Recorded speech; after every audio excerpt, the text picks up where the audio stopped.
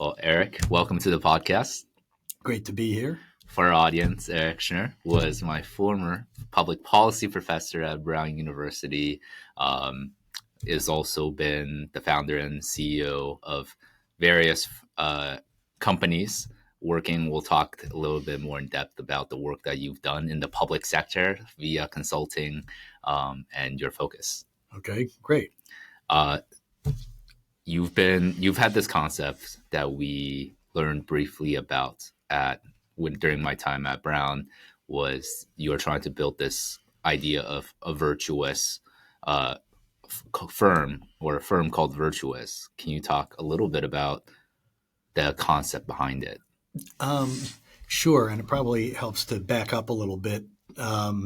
It's rooted in, but divergent from the other firm that I've got going and have had for a long time. The bulk of my career originally was in government and the public sector. Practiced law a bit, civil rights law, but I basically always been doing things in and around government. I wound up as chief of staff to the acting governor of Pennsylvania in 1990. I'm trying to think when that happened. 1993. We lost the election in 1994. And that was the early days of the internet, which somebody your age probably doesn't remember. But it was something novel back then, and I thought that it was going to change the public sector and change the nature of government, much the same way that it was already back then starting to change virtually every other industry. I don't think people generally think of government as an industry, but it is, just with a couple of peculiarities, like they can put their customers in jail if they don't pay for the product. But Right. Other than that, in the long term, it has a lot of the same factors as a business and has to serve its customers well in order to keep their support. I started after that this firm, Public Works LLC, which I still have, which basically advises governments across the country, state and local governments primarily. We now have our first international client. We advise them on a wide range of policy issues, and the idea originally was to get governments to outsource their policy operations to us. We now do a wider range of things, but that was the origin of that. But the idea way back when, 30 years ago, and I wanted to focus on this more in the last decade, really, has been that the transformation was going to be a lot deeper than the outsourcing of some functions like policy development, let alone all the manifold other things that governments outsource. Yeah. But that the internet would undermine the nature of government, and particularly the 20th century welfare state, and lead to new forms of governance and government, and restructuring of not just the world's economy but the world's political structure.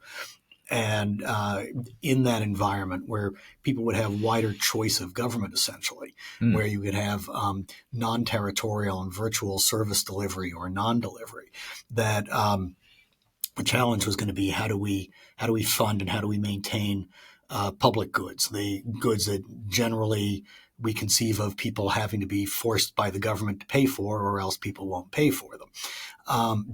I think it's possible with emerging digital technologies that you can create a system where people are incentivized to fund public goods and to maintain things like welfare systems, education, childcare, healthcare supports, basically human capital investment that could make a return to both the society as a whole and to the individual. And that there's an opening to create, what would essentially be a virtual, non-territorial, voluntary private sector government. I think that's more or less the direction the world is headed in the next couple of decades, and I've been trying to create a prototype for that. That's very interesting. Do you believe you initially thought that was the advent of the internet back in the 90s, that this would have evolved, but now we're nearly 30 years later or so, give or take. is it? What do you think is going to be different in the next few years? Is it AI? Is it cryptocurrency and blockchain that you feel has allowed this framework in particular to perhaps be achievable? Well, no, I think the good old-fashioned internet allows it to be achievable.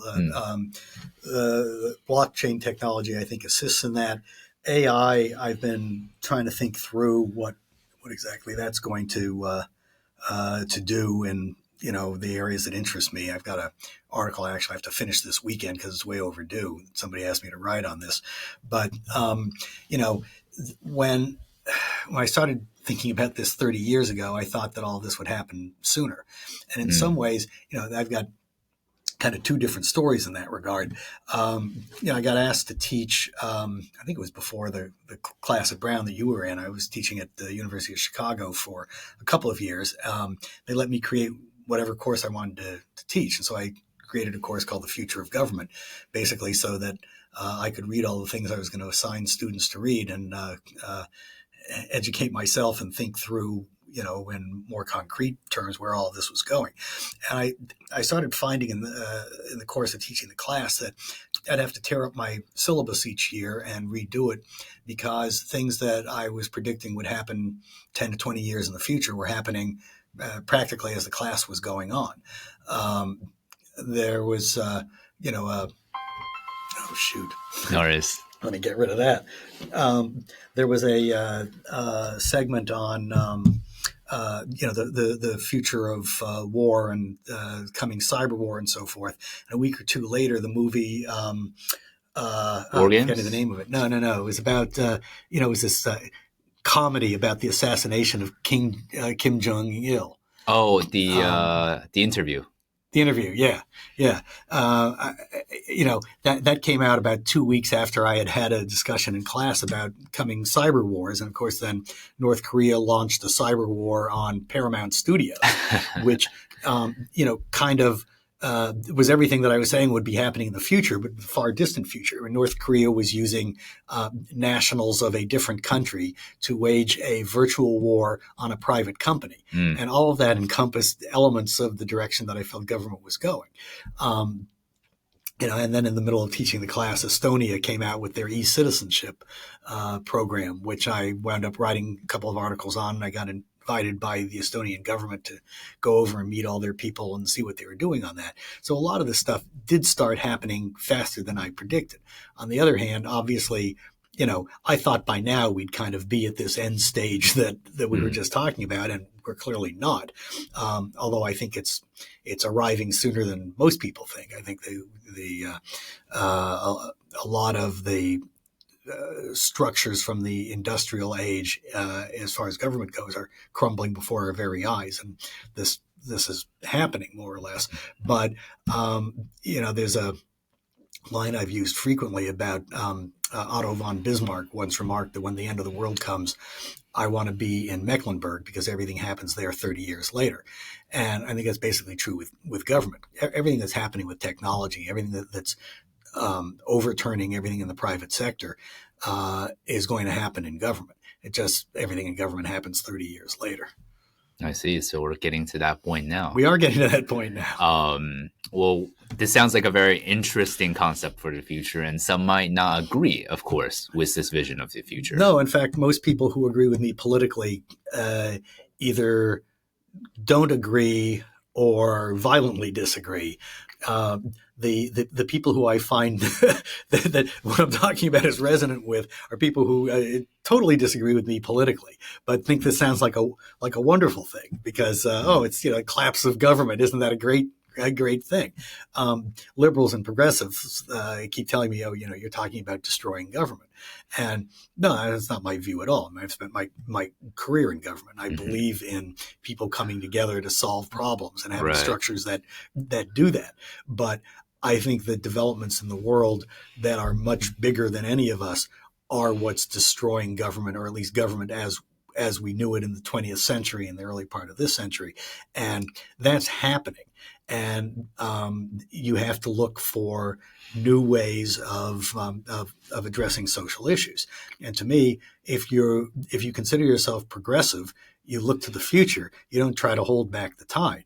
And instead of talking about, the problem today is we need to go back to FDR and LBJ. And if we can just have government that looks like that, everything's going to be fine.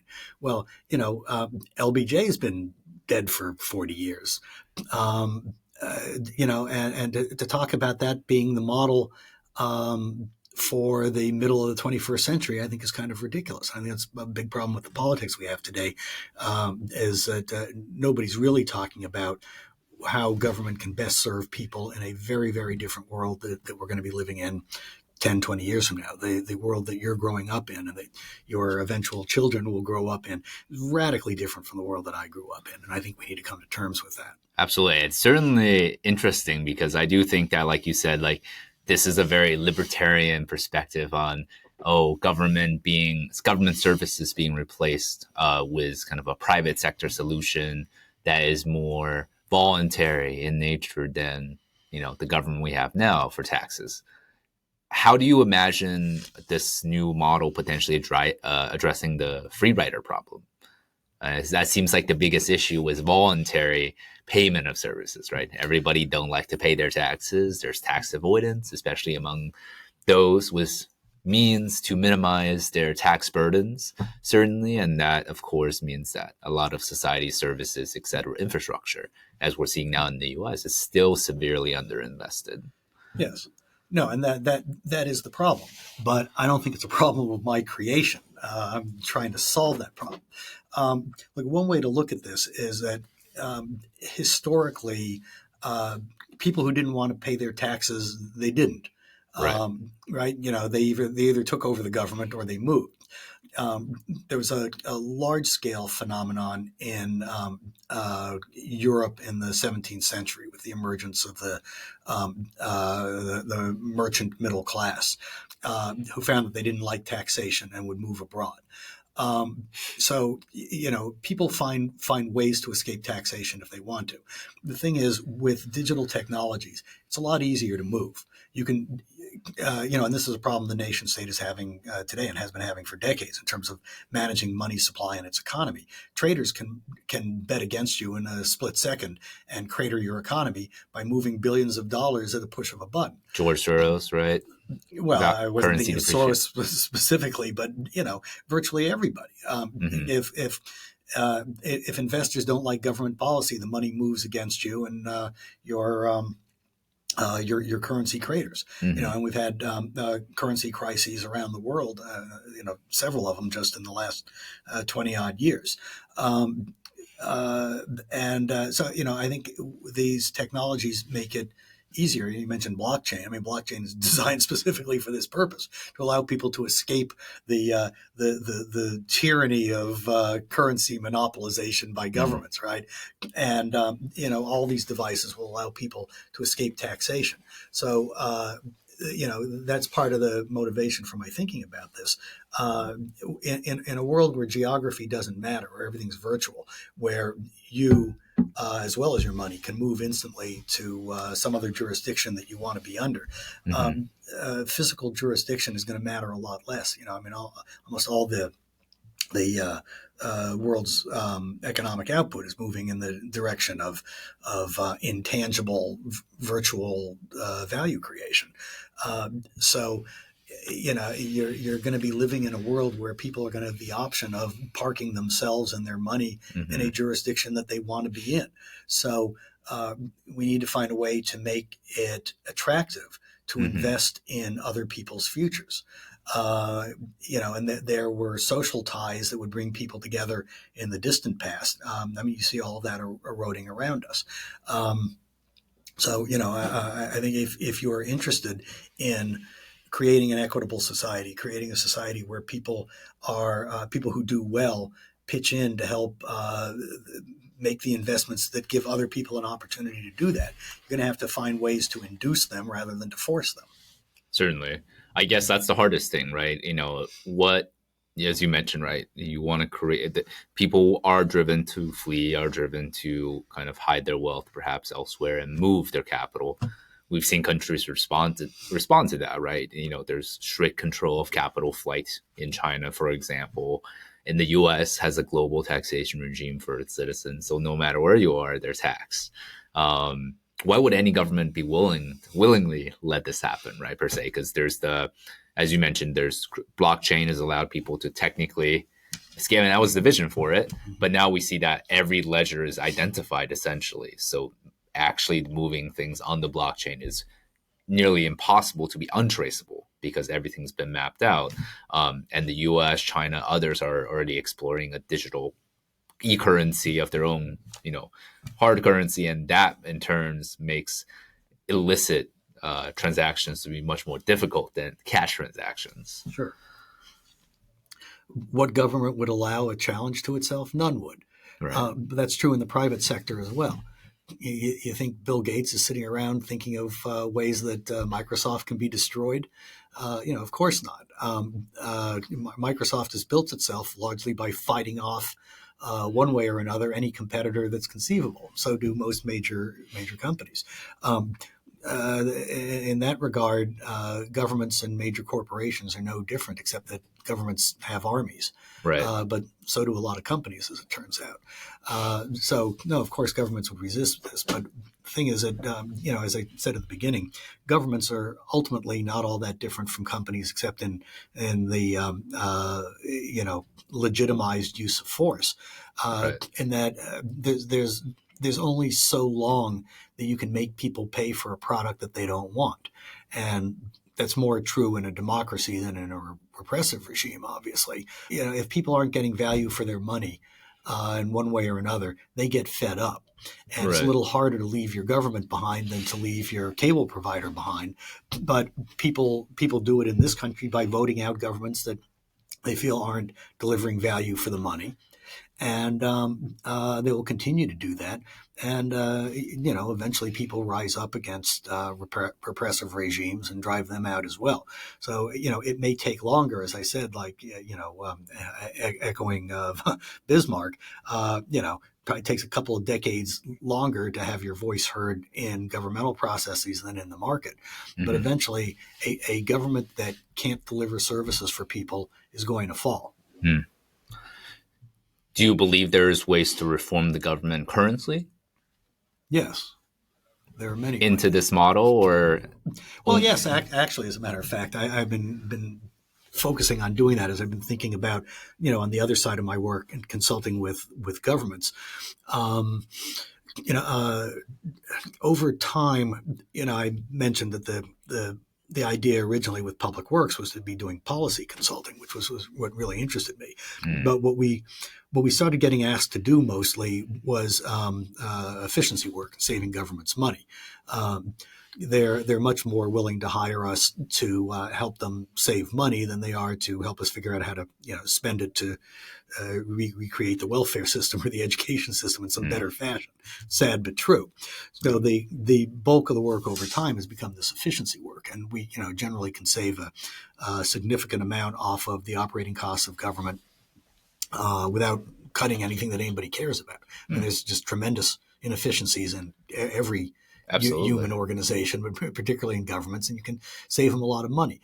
I want to start having them direct the money that we save them. I want to try a couple of experiments with this in some small communities, but to take the savings from the general inefficiency work that we do.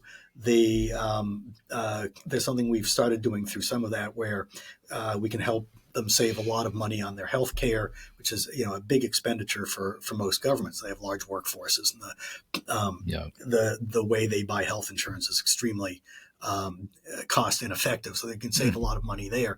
I want to have them channeling the savings into guaranteed income programs, into child care investment, into improving the school system, all of which pay back money over time, and to then take that money and recycle that, so you get a virtuous circle going, just like what I think we can do on the as a sort of private sector government through virtuous, but governments themselves could be doing that, and I think they're going to have to start doing that in order basically to survive fiscally.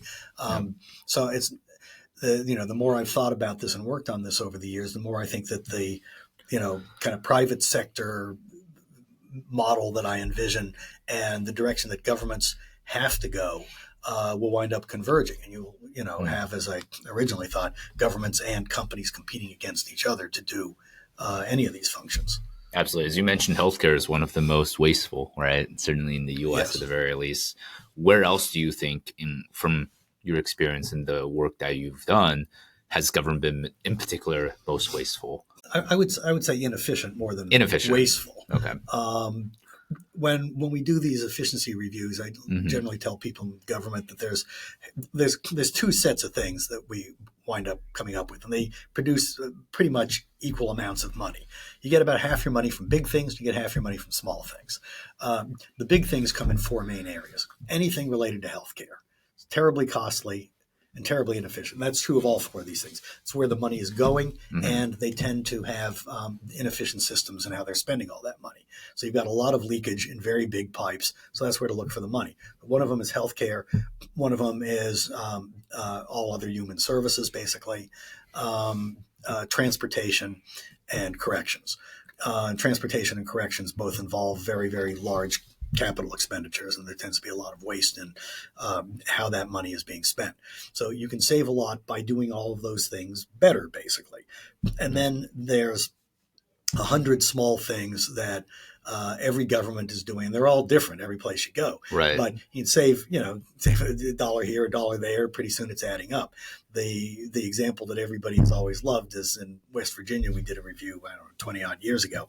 And at that time, the state budget was $2 billion. There was $3 million a year that they could save by simply putting the correct amount of road salt on the road whenever it snowed. Wow.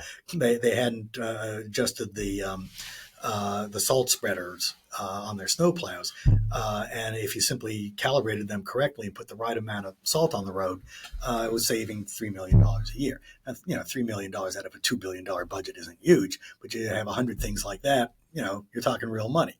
So that's basically what you can find by doing an effective efficiency review of a government. Absolutely. Well, that's very interesting. There's always this common criticism of consulting or the private sector advising. There's articles about how the big consulting firms, McKinsey, Bain, BCG, they're charging government, exorbitant amounts to implement or to offer their, expertise for government to perform better. And then those end up being massive costs to the government. What are your thoughts on kind of that situation? Well, that's actually one reason why I started the consulting firm originally back 30 years ago. Having been in government, I'd see these reports and, I didn't think the cost of them was justified by what I was reading. I mean, maybe $10,000. You're telling me some little bit that I don't already know. But these reports are spending hundreds of thousands of dollars of taxpayer money on that didn't merit them. And one of the things that I wanted to do was deliver what I would consider a better quality product at a cheaper price. And 30 years we're still doing that. Our prices have gone up over the years, but we recently. I try to make a point of not criticizing other firms, but we have recently bid on other things where. Consistently, our prices are a fraction of what some of the firms you mentioned are charging, and I'm sure they would quibble, but I read the work product. I think our work product is just as good, and in some ways the consulting market. It's become more price competitive in a lot of ways. In some ways, thanks to the internet, and that in the same way that anybody can now compete against the Washington Post by starting their own blog. Anybody can become a consultant basically, and you have a lot of retired or quasi-retired people who decide to hang out a shingle and can compete globally and do products. And I think that's forced the price down, at least on the government side of consulting. Oh, that's very interesting, and perhaps at some level seen, at some levels not seen still. Where do you see kind of the future with AI playing to affecting government services, government efficiency? Ultimately, it's big in the private sector. It's all the investments and the rage in the news. But how does it really affect government process? Um, well, again, it'll be 30 years later by the time it does that. Um, I mean, you can see already. Most of us are using AI in some fashion for. I wouldn't say content generation, but it saves you time in putting things together. And Mm. government, the industries I would most compare government to are information agencies, information industries. If you look at the direction that the book publishing industry, the magazine publishing industry, the Yeah. record industry have all gone in the last couple of decades, I think that's the model for where government is going. It's some service provision, but it's a very information heavy kind of industry. And AI makes the processing of information, obviously much less labor intensive and much quicker. I mean, we use it to take large amounts of information and spit back to us. Okay, what are the basic themes that we're getting out of this? We just did a series of focus groups on a project that we're doing to address the needs of children and youth in a very economically challenged city Yeah. in California. And just last week, we did a series of, I think it was 7 focus groups with justice impacted youth, with parents who have childcare needs, all sorts of different issues around children and youth. And there's a large amount of information that comes out of the roughly 10 hours of conversation. Well, in a matter of seconds, AI will spit back to you. These were the major themes that you heard. These are the points of disagreement, and it allows you to digest that a lot more quickly. Right. Well, government will be doing a lot of that as well. So, as in most industries, I think you'll see a slimming down of the workforce. You'll see an increase in productivity because it'll take less time Mm-hmm. to produce and to process information. So that's Right. the most immediate effect. Back when I learned from you in class, we talked briefly about, for your course, the future of work, back in 2018, 2019. At that point, we're talking about, as we've discussed to some degree, like a sort of a universal basic income. Yeah. Do you believe that's more achievable, less achievable? Is that something still to strive for as a way to reduce government welfare needs or operating, as you mentioned, more efficiently? Yeah, well, I got 2 views on that. I mean, one is that there are experiments on basic income going on in a number of communities around the country, including right here in Cambridge, Massachusetts. Yes. Thanks in part to another former student of mine. Ah. But I think these are still in the early stages. But Yeah. I think it's very clear that they're actually productive. Not surprisingly, if you follow the human service field, if you give people some minimum level of economic security, Yep. it makes them more productive. They avoid the catastrophes that people who and this is an increasing number of Americans who are living precariously. In other words, they're okay today, Right. but they're one small problem away from not being able to pay any of their bills, winding up homeless, not having health care. People are living on the edge. If you move people further away from the edge, it's Right. not a minimal increase in their welfare in the broader sense of the term welfare. It's a dramatic improvement. So, you save the public money by making the small investment and keep moving people Mm-hmm. away from precarity. So I think these experiments are already proving to be successful in terms of both the effect on individuals and the value that it provides to the communities who are doing this. So I think you're likely to see more governments doing that, producing programs like that. I mean, ultimately, it needs to be done at the state level, at least, if not the federal level, but probably more of a state level sort of program, Mm-hmm. not in a community the size of Cambridge, say, because then, you have free rider problems, basically, as Right. you were describing it. But something the size of a state, I think, can do programs like that pretty successfully. The longer term problem, as we've been talking about, is that I think that as people achieve a greater ability thanks to digital technologies and a virtual world to opt out of things they don't want to be a part of any longer, people will opt out of mandatory government payments more and more. And the idea of meeting people's economic needs through government will be severely challenged. somewhat pessimistic about the notion, if you take the extreme of what we were talking about in the future of work class, that, in the most pessimistic view, that the robots replace us all, nobody has a job any longer. Right. So you have, 1% of the population owns all the capital, and, the other 7.9 billion people in the world are out of work and starving, basically.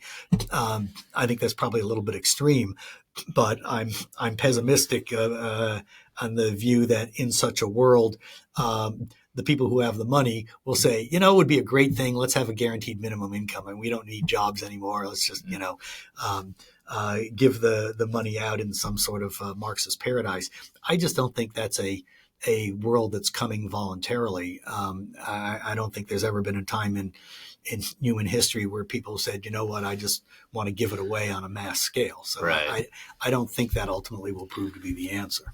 Very much so. It's definitely a lot has changed in the last few years, and it only looks like it's going to change faster and faster. Oh, I thought you were going to say get worse. But... Well, change can be good or bad, depends on your perspective. Yeah, well, this is a subject that comes up constantly because the stuff that I talk about and write about, most of my friends find both appalling and depressing. And there's a little vignette that there's an article I wrote about this at the Hedgehog Review last summer before this past one, 2022. And I mentioned this at the end. A number of years ago, it was around the time, I think, that just after I had been, taught the class that you were in, I got asked to speak at a conference of computer science majors who were interested in social change. So it was all people who had just graduated from college or were seniors, basically computer scientists who also wanted to do good. And some students from Brown who had started this asked me to speak at the conference. And I gave my usual spiel of the kind of stuff we were talking about.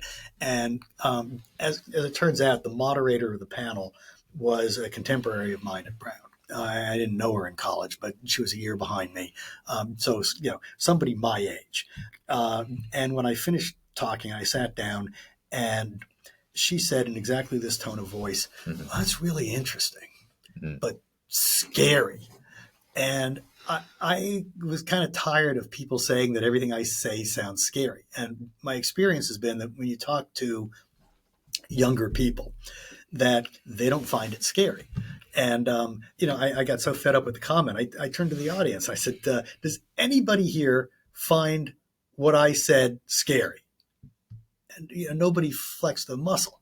I said, that's right, because you all already know that that's what's coming. And they all laughed. And, I think that that's true. People my age think the world is ending, which is a lot of what you see in the politics today. It's awful, and especially awful if you take the view that I take, that everything that we know today, the economy, government, the nature of countries, the structure of families, people's living arrangements, religion, everything that you take for granted as part of the world, the way it's always been, it's not going to exist in any of those forms 20 years from now. Well, if you're getting on in life, you think that's terrible and disruptive. If you're young, you take it for granted, and no, it's part of the process of life. And you know what the potential for these technologies are. You see it as something that could be hopeful. I think in general, the younger generation blames my generation for destroying the world, and I think is somewhat pessimistic. But you have a chance to change it and a chance to make good. And when people bring this up about the change we're going through is bad. My general response is, if you went back to the 13th century and told people the world we live in today, which, all of us think is better than living in the 13th century. Wouldn't you rather be alive today than the 13th century? If you went back to the 13th century and told people about the world as you know it, you're going to live in 7 different places in the course of your life instead of never going within 5 miles from where you were born. You're not going to live with everybody in your family for 4 generations worth. You're going to be living off with different people in different places. You're not going to live in the same village. You're going to move to the big city. You're not going to be in farming. You're going to be doing all kinds of stuff they don't understand. People are going to live to be 100, 110 on a regular basis instead of dying when they're 30. Most religious beliefs are going to be questioned and reshaped in some fashion. Darwin comes along and tells you about evolution. The Lord isn't there to protect you. You just Right. pay him 1/3 of all the grain you grow, and he'll take care of you, and everything's fine, and nothing changes. Now we've got all this disruptive politics. You went back to the 13th century and told people about the world we live in today, they would think it was awful, and scary. Right? Nobody would want to live in our world, but none of us would want to live in that world. I mean, sure, the change is very disruptive. Yeah. And, a lot of what we're going through right now is a massive change, particularly in the economy, but in all social and political institutions on a scale of the Industrial Revolution that's happening in a period of 20 to 30 years instead of a period of 2 to 3 centuries. And it's disruptive. There's resistance to it. But it's resistance from people who are older, basically. The younger generation, I have tremendous faith in part because of the students I've had. But, I know younger people, too, who aren't public policy majors. And, I think the world will be a much better place 10, 15 years from now. But I think we're going through a lot of disruptive change that's going to be very difficult for, still another decade or so. Absolutely. Well, I think that is an excellent place to close off our episode. I saw you looking at your watch, so I figured that would be a good place to round it off. Absolutely. Well, that is a great way for people to end and still think about, what the future holds. Well, thank you very much.